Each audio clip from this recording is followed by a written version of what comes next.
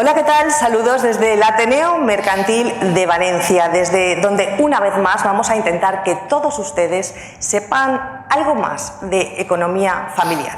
Antes de empezar, me gustaría dar las gracias a Canal 7 Televalencia, que nos permite estar en sus casas, y por supuesto a Caixa Popular, que mes a mes nos anima a seguir trabajando en esta apasionante tarea.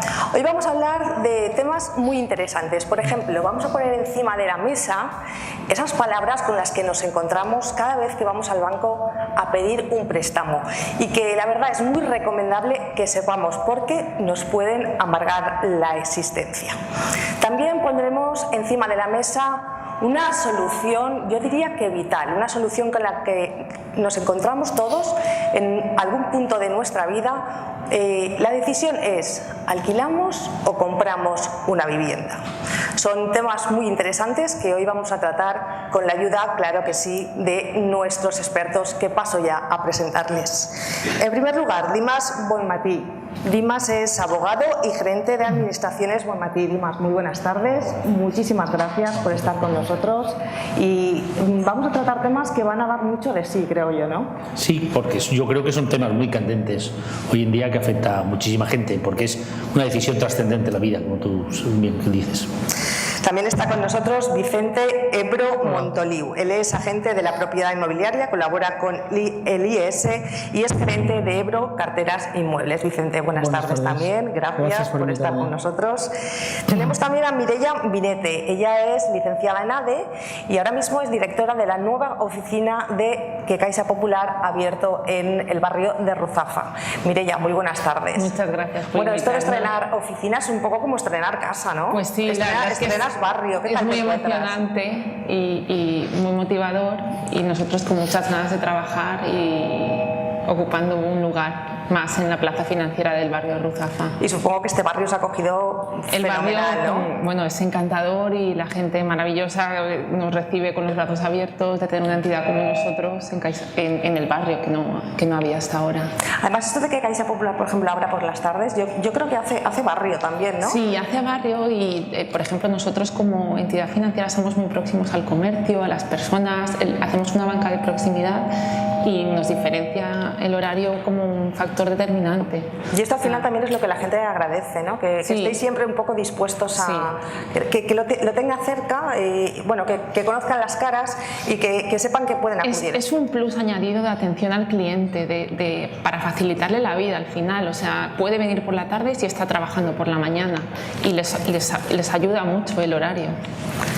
Pues ahora luego hablaremos de todo esto. Sí. Y por supuesto, Juan Carlos Soriano, él es economista y miembro del Ateneo Club Innovación y Empresa. Juan Carlos, bueno, pues bienvenido a tu casa. Muchas gracias, buenas tardes.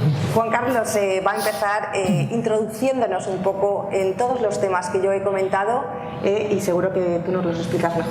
Muchas gracias.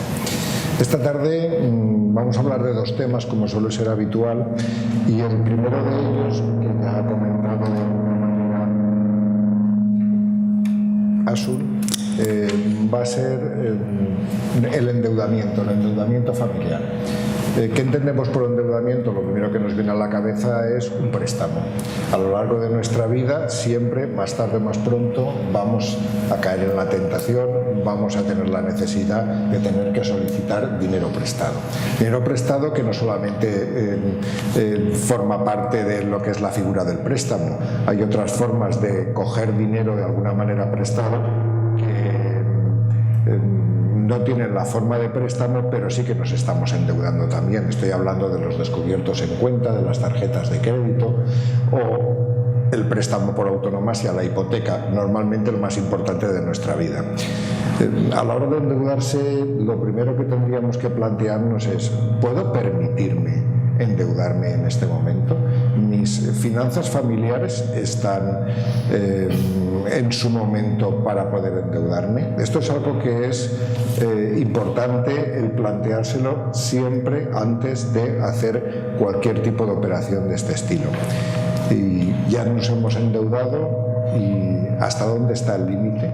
¿Cuándo las deudas de la familia se convierten en un problema? Hablaremos de todo esto y también, tal y como comentaba Asun igualmente, de la, digamos, decisión importante entre si a la hora de adquirir una vivienda, a la hora de elegir una vivienda, nos decidimos por pedir un préstamo, normalmente una hipoteca, o por alquilarla. Normalmente empezamos cuando somos jóvenes alquilando una vivienda y poco a poco, con el tiempo, pasamos a la gran decisión de comprarla. Pero realmente cuando tomamos estas decisiones, ¿sabemos lo que cuesta un tipo y lo que cuesta el otro? ¿Sabemos realmente lo que nos va a costar el alquiler? Por supuesto, tenemos que informarnos con los expertos y poder encontrar la manera de hacer frente a todo esto. Antes de constituir una hipoteca, antes de endeudarme en algo tan importante como es una hipoteca, ¿qué es lo que debo de saber? ¿Qué términos debo de conocer? ¿Con cuánta gente debo de hablar y cuánta gente me ha de asesorar? Por ejemplo, hoy en día el tipo de interés, algo tan importante porque va a ser el gran gasto de la hipoteca, debe de ser fijo, debe de ser variable. ¿Cuál me conviene más? Y en el caso de que decidiera por alquiler, existe una figura que hoy está muy en boga, por decirlo así, que es el alquiler con opción a compra. ¿En qué consiste? Bien, estos son los temas que podíamos plantear esta tarde y que me gustaría que poco a poco fuéramos desarrollando e ir desmadejando el hilo hasta conseguir que todos nuestros oyentes en casa puedan sacar sus propias conclusiones. Muchísimos deberes nos has puesto encima de la mesa. Vamos a intentar desgranar poco a poco todos estos temas. Antes de empezar, simplemente recordar al público que hoy nos acompaña en este salón del Ateneo Mercantil de Valencia, que si tiene alguna duda, alguna cuestión que hacer a nuestros expertos, pues me la pueden pasar y yo se la traspasaré para que ellos la contesten. Antes de coger el toro por los cuernos, Juan Carlos, ¿cuándo solemos endeudarnos? Quiero decir, supongo que ante un gran gasto, un gasto imprevisto, ¿no? Un cambio de coche, un cambio de vivienda, una reforma, los estudios universitarios de nuestros hijos, ¿qué es lo más habitual? Efectivamente, las personas nos endeudamos ante lo que yo denominaría compras especiales, que normalmente son compras de importes elevados y que solemos endeudarnos cuando no disponemos del dinero suficiente en este momento como para acometerlas. De todas maneras, el endeudamiento, fijaros, la compra a plazos ha existido siempre. Nuestros abuelos ya hacían compras a plazos, por supuesto, y yo creo que antes también. Pero a la hora de endeudarse en este tipo de compra que tú comentabas, una vivienda, una reforma, un coche, donde son cantidades muy importantes y donde vamos a adquirir una obligación para un plazo o medio o largo, hay que planteárselo con cabeza y ser muy prudente.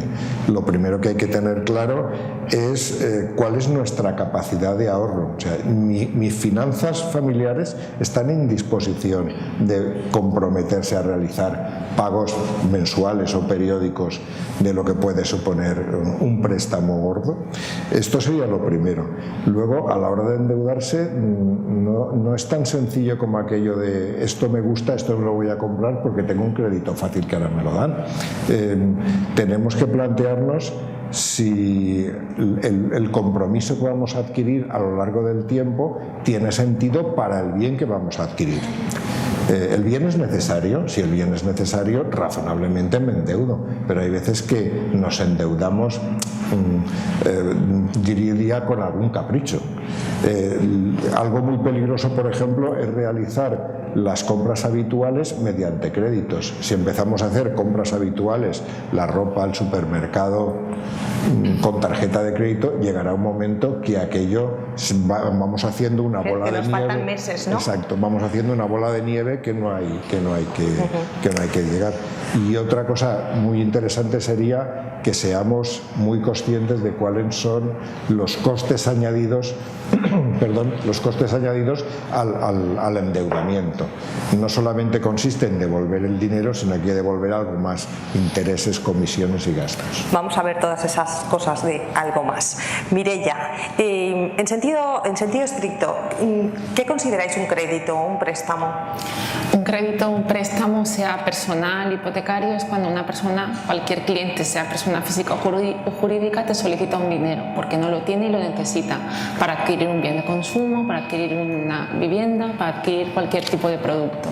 Eso es un crédito, un dinero del que tú no dispones y lo solicitas a la entidad. Puede ser mediante un préstamo en el que tú devuelves el dinero mediante cuotas todos los meses, o un crédito que tienes un dinero disponible y tiene un vencimiento. Las dos modalidades. Vamos a esas cosas más que decía Juan Carlos, porque tú pides un capital, pero tienes que devolver el capital más los intereses. Efectivamente. Tú cuando solicitas un préstamo tienes que tener claro los conceptos, que son los gastos que te van a cobrar la entidad financiera, la comisión de apertura, de estudio, los gastos notariales de formalizar ese préstamo ante notario, y luego también unos gastos de cancelación si los quieres cancelar antes. Luego está el tipo de interés aplicado en el préstamo. Todo ello da lugar a la TAE, que es la tasa anual equivalente. Eso te iba a preguntar, porque hay una palabra mágica que todo el mundo habla, que es la TAE. Sí que me gustaría que nos explicaras bien en qué consiste. La TAE incluye lo que es el interés y los gastos y las comisiones, y te sirve para comparar en realidad el coste real del préstamo. Es decir, un tipo de interés aplicado en un préstamo y en otro puede ser que el otro préstamo sea más caro porque tiene mayores comisiones. No solo es importante el interés, también son las comisiones que te aplica ese préstamo, y la TAE te sirve para calcular eso.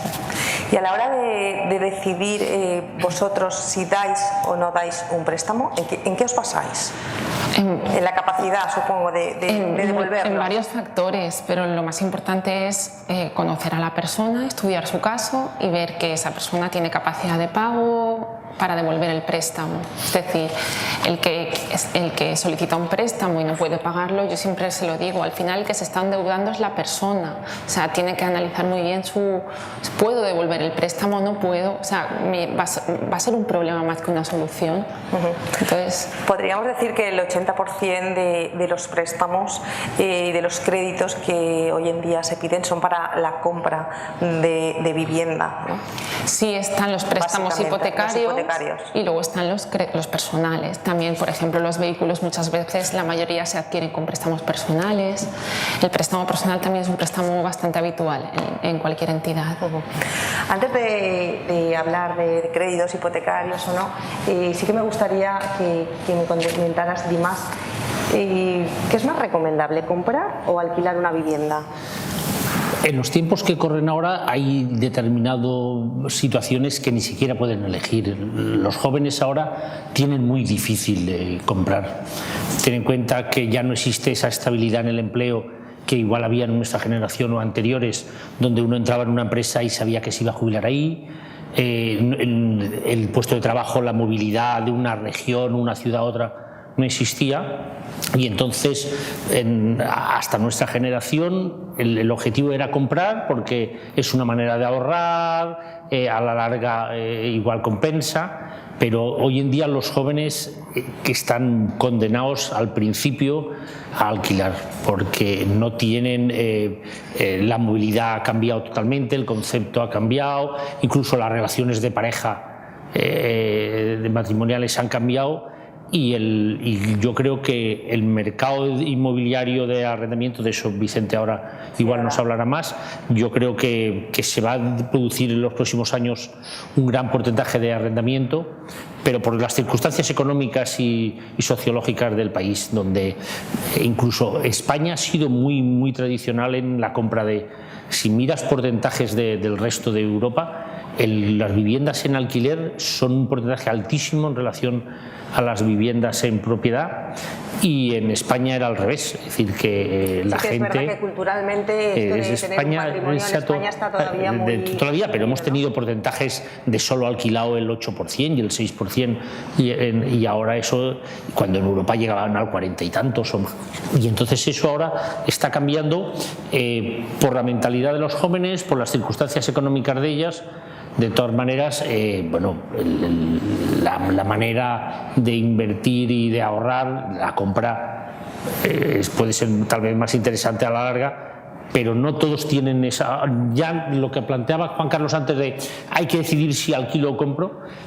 Bueno, hay gente que ya no tiene esa opción, entrarse de alquiler y luego con el tiempo, pues si ya te consolidas profesionalmente, porque claro, los bancos lógicamente pues te están pidiendo estabilidad, ¿no? Laboral, familiar, donde ya el joven que se va a vivir con la novia, todas esas cosas, pues ya estás pidiendo familia, hijos, entonces se está produciendo que la compra de los pisos al principio se alquila y luego se arrienda, se compra. Una vez hemos decidido o no, quiero decir, o no tenemos más remedio que alquilar una vivienda, lo que sí que tenemos que tener claro es que el alquiler no es solo la renta de alquiler, sino que lleva unos gastos que muchas veces no se tienen en cuenta a la hora de elegir una vivienda. Vicente, ¿cuál es el coste real del alquiler? ¿Cuál es? A ver, el coste real que todo el mundo entiende es pequeño, ¿vale? Es decir, realmente son 3 mensualidades. Es decir, todo el mundo que va a alquilar un piso entiende que le van a pedir una fianza. Una fianza, ¿no? Una fianza que normalmente es el importe de una mensualidad, si es vivienda, ¿vale? 2 si fuera uso distinto al de vivienda, pero bueno, el importe de una mensualidad sería la fianza. Luego el mes en curso, porque si no hay carencia en el acuerdo, el mes en curso hay que pagarlo. Y la intermediación inmobiliaria normalmente también, porque sigue habiendo muchísima gente, sobre todo rentista patrimonialista, acostumbrado a dejar la gestión en un gestor, en un API, en una persona que le lleve el tema y que no tenga que ser la que se preocupe. Todo esto a la empresa le genera unos gastos que va cubriendo con esa intermediación que va a cobrar, ¿vale? Aparte de esto, puede haber más gastos, porque antes a lo mejor no, pero ahora se están pidiendo un seguro de hogar, un seguro de impago, una garantía adicional, porque el que llega va justito, es decir, es un poco al hilo de lo que decía Dimas, es decir, antes pues tenías un contrato más o menos estable y eso era una garantía. Ahora los jóvenes vienen a alquilar y tienen un contrato de 3 meses, no saben si continuarán o no continuarán, o 6 meses, y todo esto a lo mejor les obliga a presentar una garantía adicional, ¿vale? O bien personal o un aval bancario, que muchas veces hay que recurrir al banco, lógicamente, para que se pueda cubrir pues con más de una fianza, ¿vale? Esa garantía que el propietario a veces necesita para poder ceder el piso en arrendamiento. Juan Carlos, yo es que te quería preguntar, a la hora de pedir un préstamo, cuando vamos al banco, ¿qué información debemos tener clara? ¿Qué es lo que debemos tener encima de la mesa para poder elegir con criterio?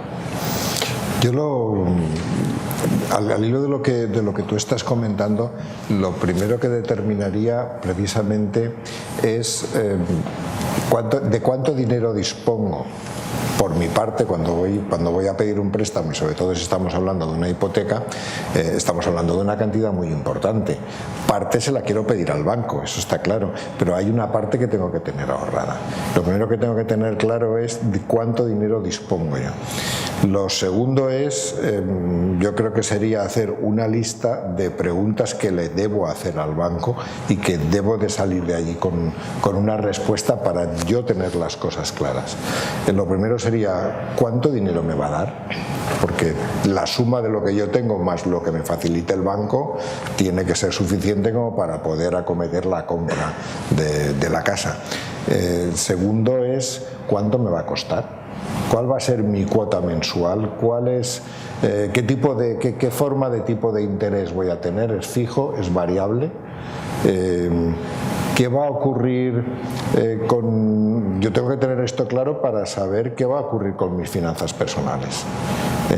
¿Voy a tener suficiente bolsillo como para poder acometer los gastos de mi casa normales de comida, transporte, ropa, el colegio de los nanos y además poder pagar mensualmente esa mensualidad de la hipoteca? Segundo, ¿cómo va a evolucionar la hipoteca? En este momento estamos en una zona del tiempo donde el tipo de interés está bajito. Si está bajito, pues lo normal es que crezca, tardará más o tardará menos. Todo esto, esta lista de cosas hay que tenerlas claras. Te está mirando Mireia, me diciendo sí. Me está mirando. Es que son cosas que son así, pero son muy importantes. ¿Cómo estamos ahora con las hipotecas? ¿En qué situación está? El mercado está abierto a dar hipotecas, las entidades financieras han vuelto a abrirse a dar hipotecas y lo que comentaba. Se ha abierto el grifo otra vez, ¿no? ¿Qué decían? Sí, no es que se haya abierto o se haya cerrado. Una hipoteca, si cumple los requisitos para darse, se estudia y se concede sin ningún problema. El tema es que la persona tenga el dinero ahorrado suficiente para hacer frente ya no solo a la hipoteca, sino a los gastos que conlleva una compraventa, impuestos, registro, notaría, todo ese tipo de gastos que muchas veces la gente cuando se pone a mirar una vivienda desconoce. Es muy importante también, no solo lo que es el interés, luego el interés por supuesto, pero tenemos que tener eso, claro, los gastos, luego interés fijo variable. Pues depende del cliente, si es más conservador igual prefiere un tipo fijo, si es más arriesgado un tipo variable, porque el Euribor ahora, como comentabas, está muy bajito, pero ha llegado a estar muy alto, o sea, ha llegado a estar en un 4, en un 5%, entonces la evolución del mercado nadie la sabemos, pero lo normal es que suban los tipos de interés. Y cuando una persona adquiere un crédito hipotecario, ¿cuáles son las obligaciones principales a las que se enfrenta? Además de pagar, que eso es evidente. Nosotros siempre aconsejamos que la cuota no sea entre el 30 y el 40% de los ingresos de la unidad familiar, para ir desahogado, para que no le resulte un problema la cuota hipotecaria, que tenga hijos y pueda pagar tranquilamente sus estudios, los gastos, todo tipo de gastos familiares. Entonces se tiene que plantear que puede pagar la cuota y vivir tranquilamente, sin agobios, sin estrés, o que sus ingresos van a cubrir para vivir bien. Y luego los gastos, y básicamente es eso. Yo me imagino que desde Caixa Popular haréis todo lo posible para dar las hipotecas, pero sí, también además llegará un momento que tendréis que decir no. Y además aconsejamos a los clientes, o sea, si algo no lo vemos viable, aunque el cliente, le vamos a aconsejar, porque puede convertirse en un problema para esa persona. O sea, igual los números dan de sí o no dan de sí, pero hay que también analizar muchos factores. También nosotros como asesores les asesoramos en gastos, en gestoría, notaría, en todo tipo de dudas que tienen. ¿Y cuando un no es no? Un no es no cuando no sale. Cuando los números no salen, ¿no? O sea, si no, pero muchas veces un no es no. Es bueno, me refiero para el cliente, porque no te vas a meter en algo en el que tú no puedes meterte, le estás creando un problema al cliente. Es posible todo aquello que a largo plazo os dé las gracias incluso. Claro, todo aquello que ha pasado en el sistema financiero que hemos visto no ha sido... Bueno, en el caso de que optemos por alquiler, Dimas, el propietario de un piso, ¿qué garantías ha de pedir al que va a alquilar? Eso venía en relación con lo que ha comentado también Vicente antes. La ley lo que te dice es que has de pedirle un mes de fianza. El problema que tenemos en el arrendamiento, que es uno de los frenos que siempre ha existido, es la inseguridad jurídica, la lentitud de la justicia. Desde que un inquilino deja de pagarte, entre que te deja colgado un mes o dos, lo llevas al juzgado y un procedimiento en principio tan relativamente sencillo, puede pasar varios meses hasta que recuperes la vivienda, del orden de 5, 6, 7, 8 meses hasta que el juzgado te da la posesión, y solo tienes un mes de fianza, que es el que la ley ha establecido. Eso ha frenado muchísimo, siendo, ya fíjate, ya te hablo como inversión, el que quiere invertir en pisos para alquilar, ese es uno de los temas que le frena y que no salen tantos pisos al mercado del arrendamiento por esa lentitud de la justicia.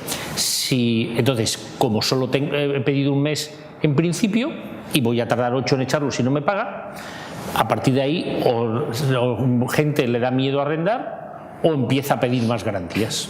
Entonces, aparte de la preceptiva de la fianza de un mes, oiga, no, pues yo quiero que me firme sus padres si tienen nómina, que el banco le dé un aval bancario que me cubra 5 o 6 meses el aval. Entonces, entre el mes que tengo de fianza y los 5 o 6 que tengo de aval bancario, o si el padre tiene nómina o un familiar y tal, o le pido como garantía adicional 3 o 4 meses, me permite que si tú no me pagas el alquiler, yo te llevaré al juzgado, recuperaré el bien y no me dejarás colgado con rentas, porque obtendré la garantía de un fiador. Normalmente en los jóvenes suelen ser los padres y tal, o el aval bancario.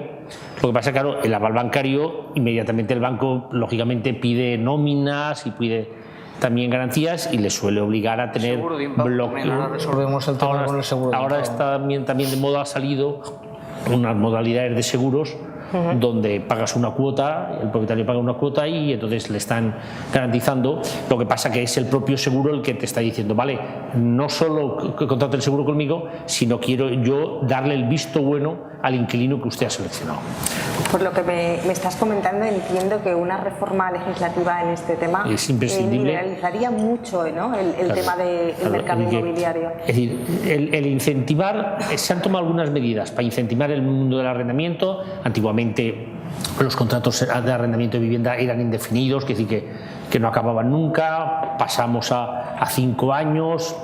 Ahora, para hacerlo más interesante, para poner más viviendas en el mercado, se pasó a que la duración fuera solo de 3 años, para que el propietario que tiene una inversión o que tiene una hija que se le va a casar y que no lo tenga cerrado el piso o lo que sea y tal, se ha bajado a 3, pero es decisivo si quieres hacer interesante que haya inversores que compren pisos para alquilar, es que se modifique el sistema judicial en este tipo de asuntos. Yo comprendo que hay asuntos complejos en los juzgados que pueden durar años de tramitación, pero un arrendamiento, oiga, los recibos los tengo yo, los tiene el inquilino, es decir, que no es tan sencillo, no puede tardar un juzgado 7 meses en echar a un inquilino, ¿no?, en desahuciarlo.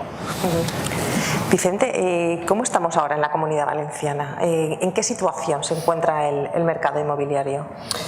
Bueno, aquí casi igual que, bueno, ha variado un poquito, pero sigue estando igual que creo yo que hace años, porque el arrendamiento siempre es alternativa a la compra, ¿vale? Es decir, ahora mismo hay muchísima demanda de arrendamiento, ¿vale? Creo que más que de compra, ¿vale? Porque la compra está al inversor y no al finalista, ¿vale? Es decir, ¿quién quiere comprar? Aquel que ve el negocio, es decir, quiero comprar vivienda para arrendarla, ¿vale? El finalista, de momento, no puede realmente comprar la vivienda, ¿vale? Entonces el mercado sigue un poco como estaba, es decir, antes queríamos comprar vivienda, se compraba vivienda para ocuparla realmente, pero también la figura del inversor existía, siempre se han comprado viviendas para arrendar. Creo que ahora mismo tenemos más demanda de arrendamiento que de compra, ¿vale?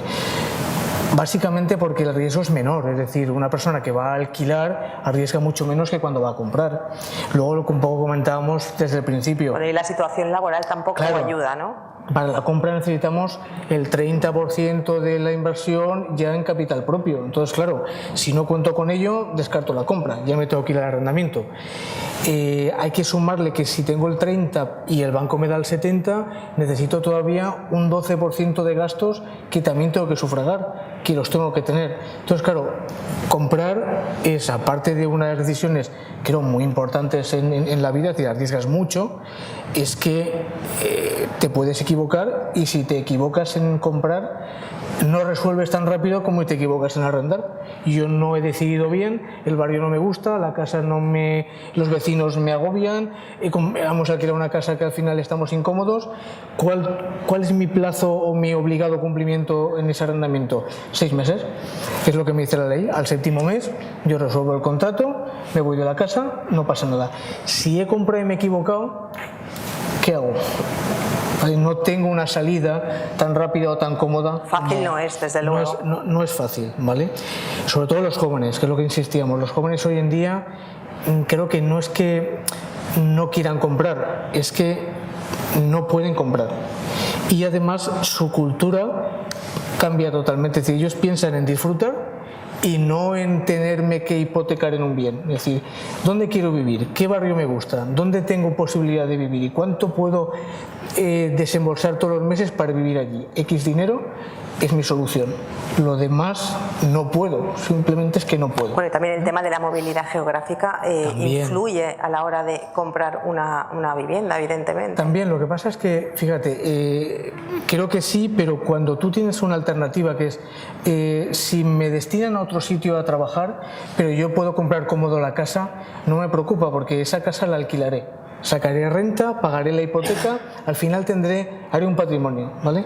Lo que me preocupa es que me destinen a otro sitio, que me he hipotecado, que no puedo estar en alquiler en otro sitio más pagar la hipoteca, ¿vale? Es decir, igual que los tipos de interés, ahora los tipos de interés están muy bien, el Euribor está en negativo, la cuota de amortización de la hipoteca es muy cómoda, pero claro, si sube, ¿qué hacemos? Es decir, el alquiler está subiendo, pero es que el tipo de interés también puede subir. ¿Vale? Si apostáramos, por ejemplo, a una decisión de quiero una hipoteca con interés fijo, pues yo pienso que sería más interesante que el variable, ¿vale? Pero no todo el mundo se arriesga a decir voy a coger un tipo de interés fijo, ¿vale? Y en el arrendamiento es lo que os digo, yo creo que ahora mismo es la baza para el inversor, es la baza para el que está empezando, es la baza para un sector que ha crecido, también nos damos cuenta, es decir, el separado, la separada, el divorciado, la divorciada, es decir, que cada vez ahora mismo los matrimonios duran menos, no sé también el motivo, pero es verdad. Entonces, bueno, pues toda esta gente que en un momento dado deja de estar juntos, tiene que salir, busca una casa, ¿qué hace? ¿Compra otra vez? No, alquila. Alquila. Vicente, ¿pero hay suficientes pisos en alquiler? A ver, sí hay pisos, hay muchísimos pisos. Es decir, llevamos como 9 años, desde 2007-2008, que es cuando estalló un poquito fuerte la burbuja inmobiliaria, que nos dio a todos de lleno, promotores, constructores, bancos, gente inmobiliaria, negocios, familias, todo el mundo se afectó con la crisis esta, ¿vale? ¿Qué ha pasado? Hemos estado como 9 años prácticamente solo alquilando, porque el banco, antes comentaba, se ha vuelto a abrir el grifo, realmente cerró el grifo, es decir, el banco, pero se vio obligado en un momento dado a ordenar, voy a ordenar qué es lo que ha pasado, ¿vale? Entonces, de momento, para ordenar no vamos a dejar más correr el dinero, sino vamos a ver cómo recuperamos, qué hacemos, ¿vale? Eso nos ayudó a alquilar, mucho a alquilar. No nos ayudó, sino la demanda era alquiler. Como teníamos una demanda muy grande, ¿qué pasó? Que además los pisos, de alguna forma, que no estaban para vender, se tenían que alquilar. Entonces, todo ese mercado en 9 años se ha ido puliendo, pero aún así todo, los bancos tienen todavía un paquete de inmuebles muy grande que están aflorando. Y ese producto no está en la venta, está en el arrendamiento. O vamos a decirlo mejor, está en la venta y en el arrendamiento. Es decir, ese producto lo está comprando realmente los inversores, ¿vale? Empresas extranjeras, empresas nacionales, rentistas patrimonialistas, pero compran eso para destinarlo otra vez al alquiler, ¿vale? Porque todos esos pisos que han quedado vacíos durante 4 años, 5 años y más tiempo, no son pisos que si no les pones una puesta a punto no se pueden poner en marcha ni en la venta ni en el arrendamiento, ¿vale? Entonces, bueno, yo creo que el mercado ahora mismo en Valencia es arrendamiento más que venta, y la venta la está haciendo el inversor, no el finalista. ¿Estáis de acuerdo con esta afirmación, Juan Carlos? Sí, absolutamente. Yo creo que la gente joven, que es la que tiene necesidad de vivienda, lo tiene muy complicado. Estoy de acuerdo totalmente con lo que decía Dimas. Y las ventas que se están realizando en este momento las están comprando las viviendas gente con capital. Es decir, o es el inversor, o es un fondo inmobiliario, o es una persona que tiene dinero contante y sonante para poder realmente hacer este tipo de inversiones. No obstante, siempre va a haber un goteo de clientes que van a pedir su hipoteca porque están y han alcanzado esa madurez financiera como para poder acometer la compra. Pero yo creo que además en Valencia esto se está notando mucho, y hay un boom importante que también me gustaría saber vuestra opinión, que es la del alquiler vacacional, el tipo... Iba a ponerlo ahora encima de la mesa, al hilo de lo que estaba comentando esto, Vicente, porque sí que es verdad que hemos leído en prensa muchas veces que no hay suficientes pisos en alquiler para inquilinos habituales, sino que se destina un porcentaje muy alto a apartamentos turísticos o apartamentos vacacionales. ¿Qué hay de cierto en esto, Vicente? Mucho, es decir, realmente sí que está aflorado ese mercado rápido y con vigor bastante fuerte. Lo que pasa es que no está controlado, ¿vale? Así como de alguna forma el arrendamiento al uso, pues tenemos detrás varias leyes y bueno, pues la actual que regula exactamente qué pasa, qué plazo, qué fianza, qué va a pasar con un señor que quiere alquilar una vivienda, ¿vale? El residencial, el vacacional, primero, está todo lo que es el gobierno, tanto local como central. Sí que se está intentando, claro, ¿no? Meterle un poco de mano. Pero quieren legalizarlo, quieren normalizarlo, quieren ponerle unas pautas, digamos, un orden, ¿vale? Porque al principio, ¿cómo funcionó esto? Pues cualquier particular que ponía una sábana en el balcón, alquilo, ¿vale? Y alquilo y no hago ni contrato. Y empecé a alquilar por meses, luego vi que también se podía alquilar por semanas, casi que por horas, y era muy rentable. De hecho, es muy rentable. Es muy rentable si no está controlado y si en un momento dado no hay forma de ver ese dinero para dónde va, ¿vale? Vamos a hablar claro, quiere decir, si se hace en negro, evidentemente. Exacto. Es decir, de alguna forma, claro, ahí ¿hay contrato o no hay contrato? Es decir, ¿hay fianza? ¿No hay fianza? ¿Cuánto estamos pagando por el apartamento y quién lo declara eso? ¿Vale? Entonces, si hay laguna legal en el tema de un arrendamiento al uso, en el residencial vacacional, muchísimo más todavía. Sí que es verdad que lo que es una rentabilidad razonable en una vivienda entre un 6 y un 7%, si la pasamos al vacacional, nos vamos pues posiblemente al 10 o al 12%. ¿Vale? Pero se están dando cuenta muchas de las empresas, no las empresas que están haciendo el negocio, sino los particulares que han dejado en las empresas estos pisos para uso vacacional, se dan cuenta que al final están un poco cambiando el dinero, ¿vale? Porque claro,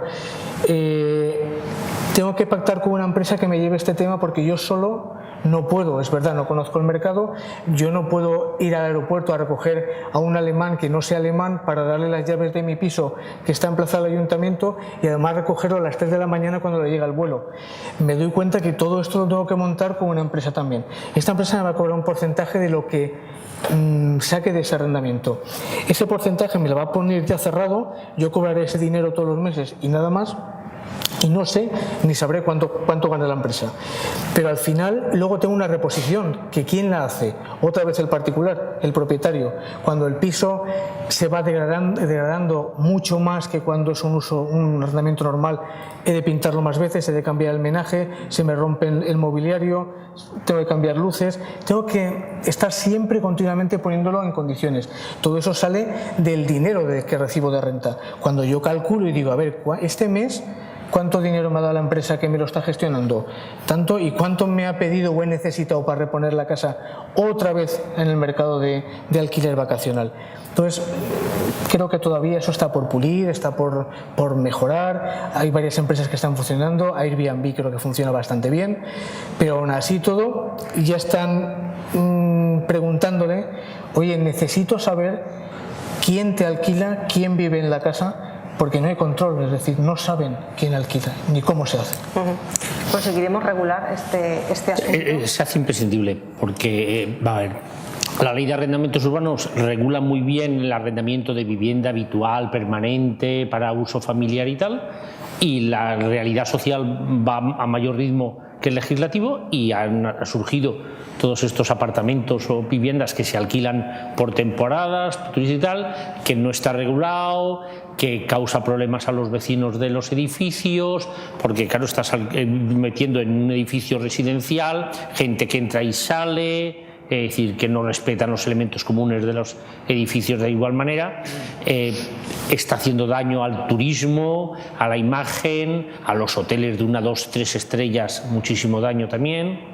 Es imprescindible de que se regule eso, que además otro de los daños que está causando es que, claro, mucho propietario ya no alquila para vivienda habitual y permanente, y entonces ha sustraído del mercado pisos en alquiler para ponerlos en alquiler y ha hecho que se dispare el precio de los alquileres de viviendas como tal concepto de una familia que reside, habita, se empadrona.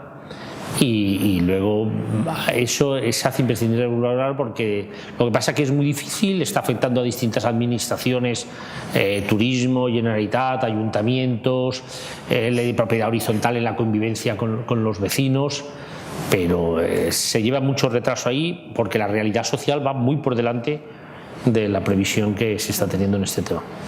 Vamos a ir acabando ya, pero antes sí que me gustaría preguntarte, Mireia, normalmente ¿qué porcentaje de dinero se da a una persona que va a pedir un préstamo hipotecario? Sí. Nosotros hacemos la valoración en torno al 80% del valor de tasación. Eso es como ponemos el tope, el que damos. Luego se estudia cada caso personalizado, pero sí que es verdad que las personas cuando van a adquirir una vivienda tienen que tener cierto dinero ahorrado. Calculamos entre un 16% para los gastos, para acometer los gastos de la hipoteca. Eso aparte del dinero ahorrado hasta que llegue al 100% de valor de compra, que no siempre se puede dar el 100% de valor de compra. Hablamos siempre 100% valor de compra, 90, 80 de valor de compra, siempre dentro de 80% de tasación. La tasación es la que nos va a dictaminar lo que vamos a poder hacer con la hipoteca. ¿Qué pasa cuando uno no paga? No puede pagar. Desde Caixa Popular nosotros siempre tratamos de hablar con el cliente, es decir, no enfrentarnos, siempre entrar en un diálogo, buscar una solución. O sea, a nadie le gusta ejecutar una hipoteca. Entonces nosotros siempre hemos buscado el diálogo, negociar, una carencia, no puedo pagar porque estoy en una situación de desempleo, por ejemplo. Pues entonces se analiza la situación desde nuestra área jurídica y de riesgos, se busca una solución que sea conveniente. O sea, lo que es la ejecución hay que evitarla. Otra cosa es que haya que ejecutar una hipoteca porque haya que ejecutarla porque no hay un entendimiento. Pero nosotros siempre intentamos negociar y llegar a un entendimiento con el cliente antes. Ya para acabar, la última pregunta, Dimas. Hablaba antes Juan Carlos de una opción de la que todavía no hemos hablado, que es el alquiler con opción a compra. ¿Cuáles son las ventajas? ¿Cuáles son los inconvenientes? ¿Tú lo recomiendas? Lo que pasa es que el inversor que tiene un piso que lo alquila no suele dar esa opción. Es decir, el alquiler de opción de compra es, oiga, yo quisiera comprarle esta vivienda, pero como no puedo porque no tengo ahora estabilidad laboral o lo que sea y tal, se la alquilo, pero comprométase usted por escrito y yo que antes de que acabe el arriendo o lo que sea, si en un momento dado puedo dar el paso, me la vende. Es importantísimo en ese caso, claro, plazo y el importe, porque si no es un brindis al sol. Si yo, vale, te la alquilo y no te preocupes que te la venderé, pero no te he puesto precio, el día que vayas a ejercer la opción, con pedirte un destarifo, no. Entonces, y luego, si los contratos de arrendamiento de vivienda ahora duran 3 años, pues no está desarrollada todavía esa figura en España lo suficientes. Yo creo que sí que tiene posibilidades, porque decir, oye, mira, pues ya he encontrado el piso que me gusta, es una manera, en esta época de crisis, a algunos promotores inmobiliarios era una buena salida. Decir, oiga, mire, vale, no me lo puedo comprar, no se preocupe, alquílemelo, ya le estoy sacando rentabilidad, ya lo he quitado de mis pasivos el bien, y este señor lo conoce el piso y luego me lo compra y le doy el precio, le doy el plazo, y es una buena salida para estos grandes promotores que quieran deshacerse del bien, que tengo el inquilino dentro, que quiero venderlo, que mejor que me lo compre el que ya está ahí. Si le doy la opción de compra en el propio contrato, pues es un incentivo más para alquilarlo. Pero es muy importante que se concrete plazo, de qué tiempo, y luego, vale, de la renta que te he satisfecho durante este tiempo, ¿cuánto me voy a deducir? Claro, decir, oye, bueno, me lo vendes por 200.000 euros, yo te he estado pagando 1.000 euros al mes, esos 1.000 euros te los voy a restar, el 50%, el 100%.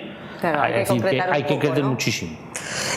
Nos ha llegado una duda de una persona del público, voy a leerla a ver quién quiere contestármela, igual tú, Mireia. Dice, mi sueldo neto son 900 euros y el de mi pareja 1.200. ¿A qué cuota de préstamo hipotecario puedo aspirar? Pues si entre los dos suman 2.100 euros, ¿no? Sí. El 30% de 2.100, esa cuota puede sin ningún problema aspirar a un préstamo hipotecario. Es decir, algo que no le comprometa incluso si uno de los dos se quedara sin trabajo, muchas veces se plantean esta pregunta: si uno de los dos nos quedamos sin trabajo, ¿podría seguir pagando la cuota? Entonces, ahí. También pregunta qué porcentaje del valor de la vivienda le darían, o sea, el 80%, estaríamos Según hablando... tasación, 80%. Y pregunta también si ha de tener ahorrado dinero para hacer frente al diferencial del valor de vivienda que no da el banco y a los gastos de formalización. Sí. Efectivamente, Sí, tiene que tener cierto dinero ahorrado. Hablamos de un 15% para gastos y vamos a contar un 15-20% por valor, pues en torno a esos valores hablamos. Vicente, ¿querías añadir algo? Sí, quería apuntar con respecto a la pregunta de este interesado y la respuesta de Mireia, ¿vale? Que es verdad y nos sirve tanto para la compra como para el arrendamiento. Es cierto que el cálculo es ese, ¿vale? Es decir, si gana tanto, el 30% nos tiene que dar lo que pueden pagar, ¿vale? O el 40% en un momento dado, si pudiera estirarse un poquito. Pero creo que habría que cambiar ese análisis para ir mejor, ¿vale? Tanto la banca como el propietario que arrienda, todos me refiero. No hay que calcular ese 30% sin más, ¿vale? Es decir, lo ideal sería: ¿tiene capacidad esta familia o esta persona de ahorrar ese 30%?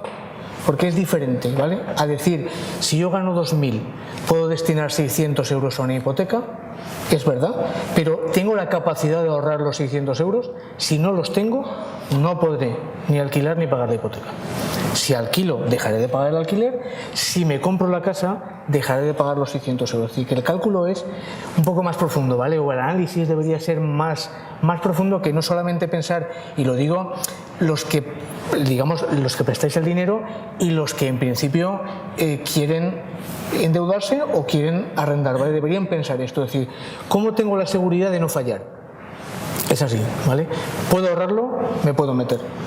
No es lo que ganó, es porque nosotros, por ejemplo, en los análisis de arrendamiento, muchísima gente, si me extiendo mucho me cortas enseguida, ¿vale? Ahora mismo. En el arrendamiento, mucha gente le decimos: necesito el extracto bancario del movimiento de los últimos meses. Y se enfadan, y con razón. ¿Por qué? Parece un cotilleo. Parece que queremos saber si va a Mercadona, si va a Consum, si gasta, si va al teatro, dónde pone el dinero.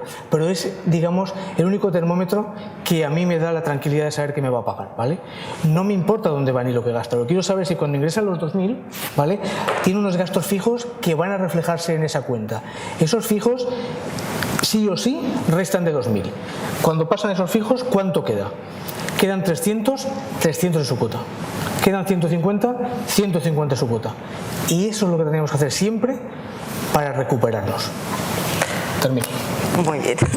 Pues con eso terminamos, no sin antes, y en 30 segundos cada uno, sí que os pido por favor brevedad, que me gustaría que dierais el último consejo tanto al público que hoy nos acompaña como a todos aquellos que están viéndonos en sus casas.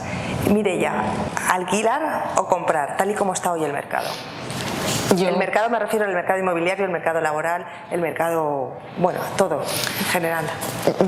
La decisión la tiene el cliente. Nosotros lo que desde Caixa Popular siempre aconsejamos es que cualquier duda que tengan pueden acercarse a la oficina, ya sea para el alquiler o la hipoteca, y nosotros estaremos encantados de atenderle y asesorarle, sea para una cosa o para la otra. Nosotros seguimos dando hipotecas, asesorando en el tema de avales para el alquiler, o sea que cualquier necesidad pueden acercarse a nuestras oficinas y se lo resolveremos en la medida de lo posible. Mireia está en Ruzafa. Yo estoy en la oficina de Ruzafa. Ruzafa. Sí. Vale, pues. Todas las oficinas de Caixa Popular, la verdad es que estarán encantadas de atender a la gente. Muy bien. Vicente, ¿tu consejo? Bueno, mi consejo, yo creo que la tendencia está clara, es decir, la mentalidad también.